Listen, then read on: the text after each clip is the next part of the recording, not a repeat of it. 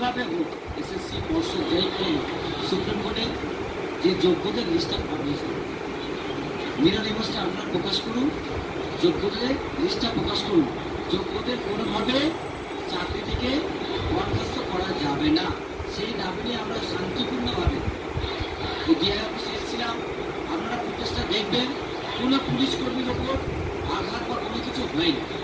যদি বা এটা বলে যে আমাদের পুলিশের ওপর অত্যাচার হচ্ছে, আমরা প্রত্যেক টাকা আমরা নিজেদের ভুল স্বীকার করব, কিন্তু ওরা যে নির্মমভাবে স্যার ম্যাডামদের এমন জায়গায় বেছে বেছে মারছে, সহজে কাউকে দেখানো যাচ্ছে না।